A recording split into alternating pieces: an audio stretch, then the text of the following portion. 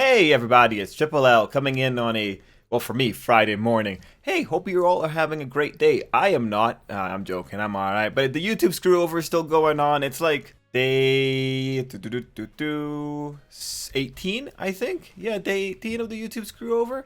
Yeah, thank you to the people that are mentioning and adding at YouTube and at me. I saw DRA, I saw that you added last time. There's a few more people. I'll do a proper thanks by the end of November. But yeah, no, that's still going on. So I left my profile down below. If you want, you can click on it and then at me at YouTube and tell them, hey, check him, please. But yeah, that's life there. That's what's going on with me. Let's get into Hero Academia, chapter 251, because 251 was an exciting chapter. Very exciting. It was also a kind of short chapter, which was unfortunate. But there was so much information packed into the chapter that it's going to be really fun walking through it and talking about all the different potentials within the chapter. That said, before we do the walkthrough, we're going to do the overview. And for this time, the overview, I do have a nice little story and a nice little thing to talk about because going into this chapter, I was kind of disappointed. And like with all initial disappointment, you start off disappointed and then you start seeing the other valuable parts of the chapter. And so it kind of went away because ultimately what they presented in the chapter I think makes sense for the series of Hero Academia. But there was that initial disappointment. And I do want to cover and talk about, well, why did that occur? And it's going to be, I think it's going to be a worthwhile discussion. So we'll do that first, and then we'll jump into the page by page, like we typically do. Anyway, let's just get into it. So, the part that I want to talk about first is that this ended up being the moment that Izuku and his gang surpass Endeavor. Or not surpass Endeavor, that's not the right word, but they accomplished the goal that they were trying to do, get to a villain before Endeavor does. Sort of. They were able to do it. When you look at the chapter, really, it's a power demonstration chapter. It's the chapter to show off how incredible these kids are. And one of the big things you should take away from this should be like the first thing in your mind when you think about what did this chapter do. It's that it was there to show Endeavor that he was in fact dealing with the shining stars of Class 1A.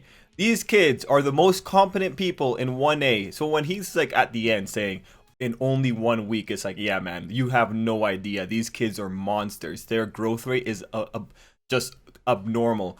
So it was good for him to see the good word of the Bakugo, Izuku, Todoroki power trio. Anyway, my initial disappointment really started and ended there. It was really just with, this was their chapter. And the way that the author went about achieving that, it does feel like a bit of a hollow victory. Like if you were to tell me initially, is this good enough for the kids being able to accomplish Endeavor's task? I'd say I'd say nah. I wouldn't say yes just like that, because there's some things we have to consider. So let's jump into the consideration. The first page I'm going to show you is page 5, because this is an amazing page in general. But for this point, what I wanted to show you is this final shot as Endeavor is seeing what's happening. He's thinking that he can reach Natsu, and then the author has this great panel showing Endeavor's feet. I like that he put the focus on Endeavor's feet and he had it like midway through, because that shows you there hesitation. This is what allows everything else to occur. So already right there, that page was telling you that Endeavor was in such an emotional state that he hesitated for a second. And it accomplishes a lot of things. It accomplishes showing, like the hesitation itself, and it also accomplishes showing that Endeavor cared about Natsu. Like, Natsu's presence there impacted his judgment. That's absolutely important to note, because that reveals to us Endeavor's nature on this. It does reveal to us that he does in fact care enough that there was a moment of doubt. Anyway, the reason the hesitation is so important in that page is because by page 6, you see that Endeavor hesitated long enough for Bakugo, Izuku, and Todoroki to go past him. And also, good on the author for making that panel of all three of them going past him. I think that was really good. So, when you see that part, it doesn't feel like a full proper, they got to Endeavor, or they got the villain before Endeavor, because this one, Endeavor was impacted by a mental state. Now, that was the initial disappointment, but when we look back at that page 6, does this whole thing still make sense? Does this whole thing, would it still work for the goal that Endeavor gave these kids, getting to a villain before him, or would he make an excuse for this? Well, all things considered, I still think that this whole situation is still worthy of the kids getting a passing mark. Because when you consider Hero Academia, the new age of heroes post All Might is about heroes helping each other when they're down. This is what the society or the guys at the top want the heroes to do. So, in a moment where the number one hero has a moment of hesitation because his mind, his investments are somewhere else and it's impacting his judgment, this is exactly the situation where you want other heroes to step up. This is exactly the situation where you want to be in a team. This is exactly the situation where you don't want to be alone. It's in these kind of situations where the teamwork aspect really comes out, or the value of being a team. Because when Endeavor can't do something, the others can. So on that initial point, in some ways, like initially I would say like it felt kind of cheap because this isn't a real victory. But when you consider things in like the macrocosm of being a hero, I think this makes sense. The fact is that if the author wants to say that this is good enough for the clear condition for Endeavor's training, it'll work because the thematics of Hero Academia already allow for this kind of idea. The idea that when one hero is down, the others will step in to help them out. This isn't All Might anymore. This isn't the age where All Might can just do everything by himself. This is the age of people helping each other out until Izuku steps up. Because by the time that Izuku steps up, probably because of his narrative arc, he's going to be fighting against whoever the All for One is by himself, and probably the support that he's going to be getting is going to be people trying to counter the Nomus. So there's that. Ultimately, I really ended up really enjoying the chapter, but there was that initial disappointment. But that disappointment goes away when you realize that this is still very valid in terms of that idea of accomplishing the goal. Now, mind you, this chapter was doing a lot, and there's another aspect that I want to talk about, and that is logistics. So this is not a critique on the chapter. This is just an observation, and I want to just work through it with you guys. So in a manga, there are I shouldn't say like. There are two realities. Can you guys see that? Yeah, two realities. There's the reality of the world itself, like the world's plot, and then there's the reality that the viewer sees. The reason I'm bringing this up is because I don't think that the events that occurred here flow, like they don't have a logistic flow. I don't think there's a logical flow here, at least on initial glance, because truthfully, there's a lot of ways that you could justify this and it'll all work. What I'm trying to talk about is I question how this works out. Listen, you understand what this chapter is about when you see Endeavor at the end saying in just 1 week. That rhetoric, we know that rhetoric. That rhetoric is there to show us growth. That's the growth rhetoric. That's the unexpected growth rhetoric. That's a common staple of these kind of stories, that kind of rhetoric. But in Hero Academia's case, I wonder if that fully makes sense. Because by the world's logic, these kids have been quite literally a few steps behind Endeavor all the way throughout. And they live in a world where in one chapter, we see these kids running around. They stop a villain, then they stop, or Endeavor goes and stops a car from hitting some people on the street. There's so much chaos happening in the Hero Academia world that when you look at this chapter and you look at the way that it was structured, you go to page 7, you have Shoto using his concentrating everything on a single point. You have Bakugo using the lesson that Endeavor was trying to teach him, condensing everything on a single point. You have it so nicely lined up, and it's there to show you like the progress that they have made.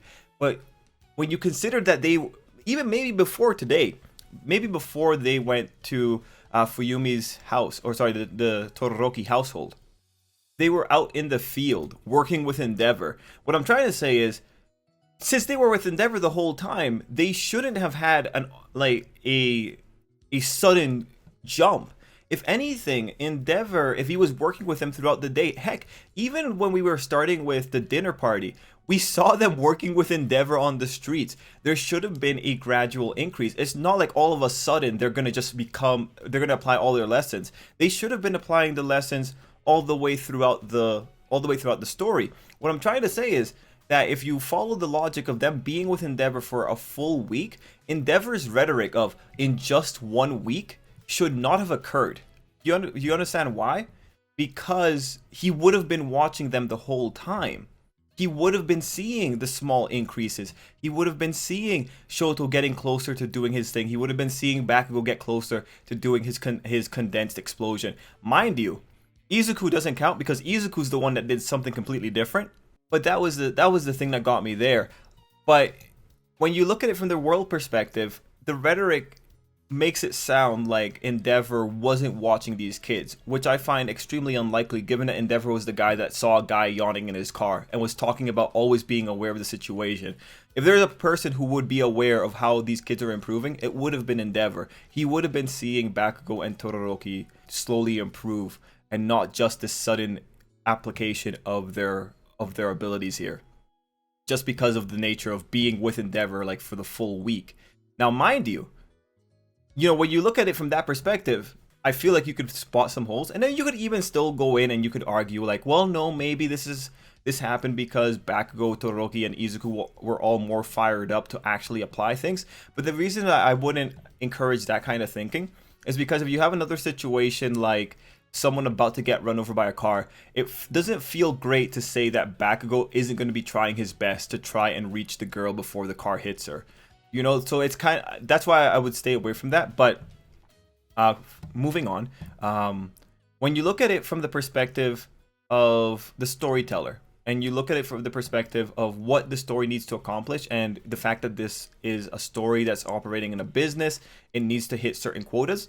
The way that the author presented things here, that is the reality that he presented to the viewer, makes more sense and is way more appropriate for the Hero Academia manga. The way I could best explain it is pretty much, we could have had a situation where we just got a chapter of seeing over the course of a week Izuku and the gang slowly getting better. Like, it could have been a montage. We could have gotten that. And for that, I would have appreciated that, because I don't know if you guys know this, but I like the slow burns. I like, the surrealism. I would have been fine with that. But then you look at this chapter and what this chapter gives us. When you look at this, the author was able to give us 2 birds with 1 stone. He was able to finish up the training plot for the kids, or at least show like the fruits of their 1 week training. And he was also able to start up and deal with some of the Endeavor drama. Look, this is going to be a galvanizing event for Natsu. This is also a great moment for the kids. So in exchange for just having a slow chapter that could have been with montages of showing the slow growth of the kids, the author went for a chapter that I think is much more appropriate for the Shonen Jump architecture and for the Shonen Jump readership. It's an exciting chapter. There's no way to say no. It's a really exciting chapter. It's also super convenient, and there's nothing wrong with being convenient in this case. Like, when you have all 3 of the kids showing off what they learned in quick succession, you should know it's a convenient chapter. But the best thing about convenience is that it lets the plot move on faster, and that's pretty much the big thing about it.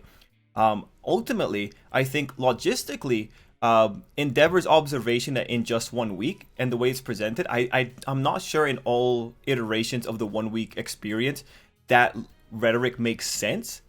But in terms of presenting an exciting story, this is the best way to do it. In terms of presenting a story within Shonen Jump, where we know that there's deadlines, we know that there's external factors affecting how a story gets produced, this is probably the best alternative, because in this alternative, you get to deal with Endeavor and the kids. So, point of that whole little talk is just, looking at the way the world's logic seems to imply things would go, and then looking at the needs of the author, I think is valuable. When you have those 2 realities, the reality of the world and the reality presented to the reader, when those 2 things are conflicting, you'll get crash and burns like the final arc of Soma, in my opinion. And when those 2 things are working really well, it's good.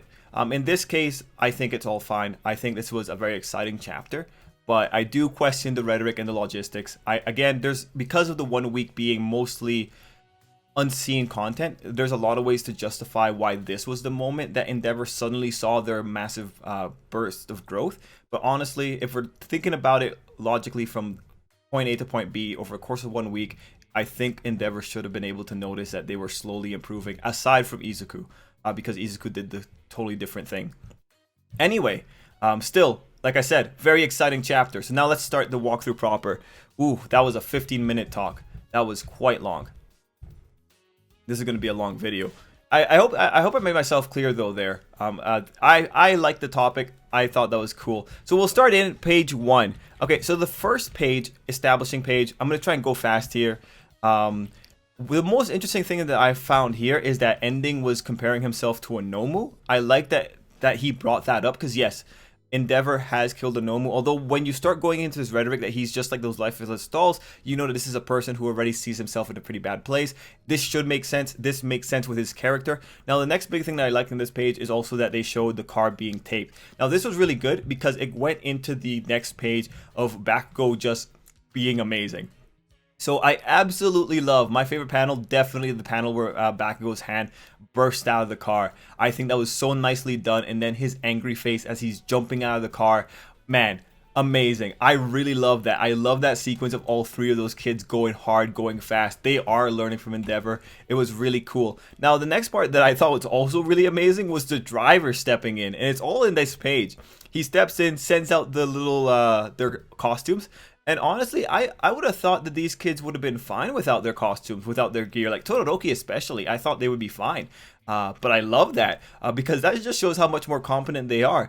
The moment where Izuku in, page 4 on Gemini's box, where he grabs his and tosses the other suitcases to Shoto and Bakugo, man, that was so cool. That's teamwork. That's support. That was neat, man. That was amazing. Like I said, this is a very exciting chapter. And for how short the chapter is, the guy packed in a lot of detail. So this is where we begin the first thing that I really want to point you guys towards. Bakugo. When Izuku throws his thing to Bakugo, Bakugo's not even looking at Izuku. And this builds into something else that the author did in the chapter that I think was really, really subtle. Meanwhile, Shoto, of course, looks. Anyway, the big point in page 4 is that those kids were able to get their gear on in the very short amount of time that it took Endeavor to hesitate. So, yeah, really freaking amazing if you ask me. Anyway, we go into page 5, and this was one of my favorite pages, of course. The moment where Endeavor thought he had a chance, he sees Natsu, and he hesitates. Again, I think this is a beautiful page. I think this is one of the best pages. I like that the author showed the hesitation. There's a lot of things going in here, hesitating because what is he thinking when he sees Natsu there? Is he worried that he's about to lose another kid? Is he worried that he's going to hurt Natsu? Is just the fact of another child being in peril, is that getting him? That moment of doubt, the author did so much for Endeavor with that page. Because that in and of itself should tell you that there is at least an attachment between Endeavor and Natsu, and that to some degree there is some genuine feeling going on in there. The reason I have to bring up genuine feeling is, of course, because Endeavor is one of the more controversial characters in Hero Academia, and we know some people don't like Endeavor, some people like Endeavor. I think we can all take some solace in knowing that, no, Endeavor does legitimately care enough that he's being clouded. His judgment's being clouded as he moves, or, as he was going to act. Anyway, we go into page 6, and page 6, the biggest thing that I think is really worthwhile in page 6 is just the fact that the three kids got past Endeavor. This was a very pivotal moment because this is the moment where they start accomplishing the condition of catching a villain before Endeavor does. And we already talked about why this page was really good.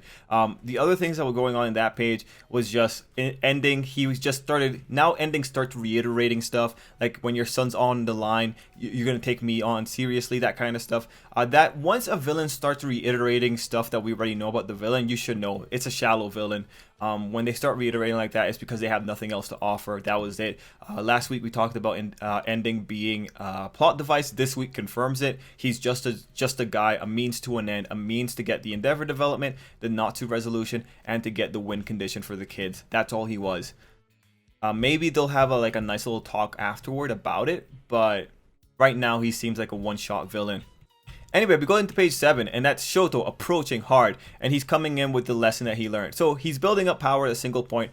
By the logistics of the 1 week training, he wouldn't have just gotten this like that. He would have been slowly have been learning it, have been practicing it throughout the week, and Endeavor would have noticed that. But it's great that he was able to get it at the pivotal moment. And of course, the Shoto pages look amazing. I think the art was amazing for most of them on this one. Page 8 and Shoto going with the release page, that was pretty freaking cool, man. Like, come on. I think we can all agree that was pretty freaking cool. Anyway, we go into page 9, and ending is making the situation more terrible for everyone. He's trying to make it so that these guys are going to kill him. He's really pushing for this. It really reminds me of stuff that Fat Gum said, that the win condition for a hero is, saving making sure that they apprehend the villain, everyone's safe. Whereas the win condition for a villain is pretty much just cause mayhem. It's very easy for a villain to receive a win condition, and the heroes are trying a lot. Anyway, we go into page 10. Page 10, another favorite of mine, just because I like the choreography of what happened in there. So you first had ending throwing Natsu in front of a taxi. In my first read through, I kind of missed that one because I was just going through so quickly and you miss these little details. But yeah, throwing him in front of a taxi, that taxi's about to take him, and then Bakugo comes in with his lesson. He uses the condensed power, and he's able to reach it just in time and catch Natsu. I thought that was amazing. I thought that was really cool. That was a really cool sequence in general. I loved how the author presented that. I thought it was really neat. Of course, page 11 is showing how Bakugo actually caught him. So here's where we get the next Bakugo thing that I think was really worthwhile, is that ending is telling everyone that the death toll is going to be giant. Bakugo just saved Natsu. He just accomplished the goal of saving someone. Also great that it was Bakugo that saved the person. Think about it. Bakugo's the one that likes direct confrontation, whereas here it was Shoto that got the hit on ending. Regardless, Bakugo saves him, and then he says that the death toll ain't going anywhere. And he says this when there are cars in the sky. So, what does that tell you? Well, I think, all things considered, you should take away from that Bakugo really trusts Izuku. The moment that Bakugo caught his suitcase without looking back at it, the moment that he says the death toll ain't going anywhere when he sees that there's clear danger in the sky, it's because he trusts the people that are over there. And because Bakugo is so hyper competent, he probably knows that Izuku's the one over there. So, in other words, I think that was a great moment. The point that Bakugo feels that confident with Izuku's abilities here. I thought that was amazing. I really like that. I don't know if that's what the author was going for, but I sure feel it was, given everything that he was building up to here. Yeah, I think this was really cool. It was really cool to see Bakugo be the saver instead of the defeater in this one. Like, really neat stuff. Anyway, we go into page 12, and we see now Izuku applying his lesson. And it's just, let me just say it again, convenient, right? It's a convenient chapter. This was all set up so that we could see the products of their training. And there's nothing wrong with that because it expedites the plot and lets us move on swimmingly. Anyway, I really like that. I really like that he applied the lessons and he was able to use Black Whip. I think that was the biggest surprise there. I'm really happy that he was able to figure it out in the heat of the moment, and then use Black Whip and catch the cars.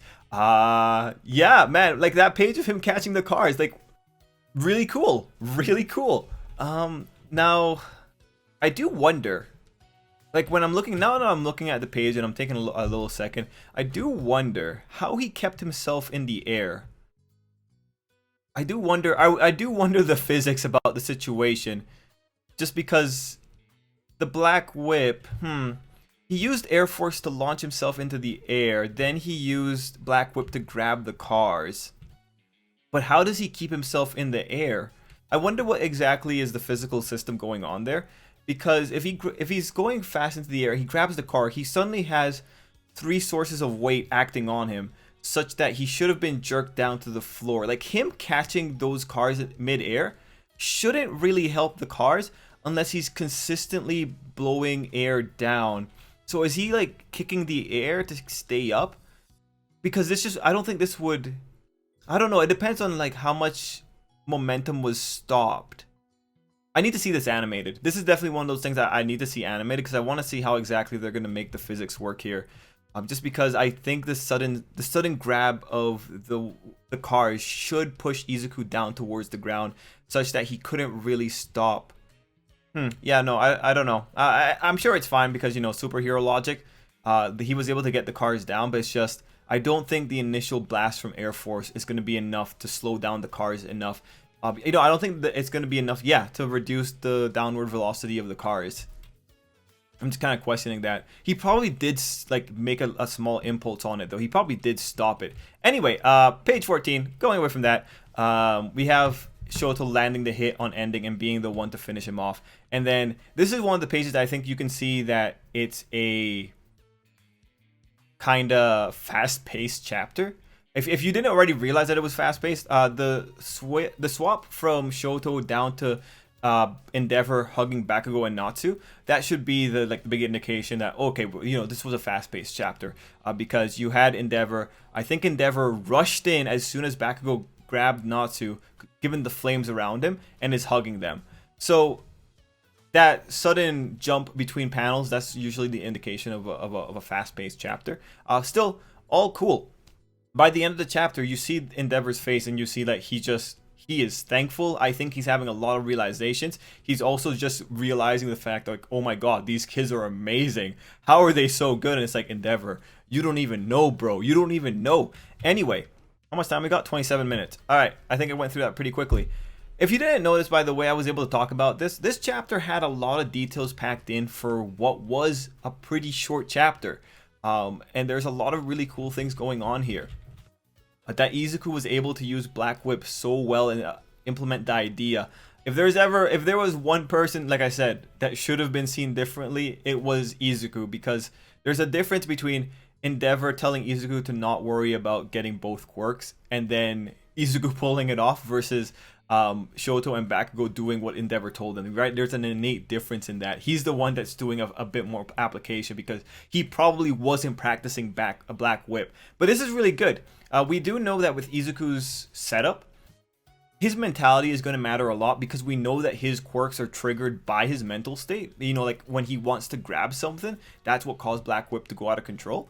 Because we know that, it's a really good thing that Endeavor did put Izuku on the mental training, because that's really all he needs. If he has the same mental training for everything, he can apply it to every other quirk. So with Izuku, yeah, like I said, this was one of the best ways of showing it off.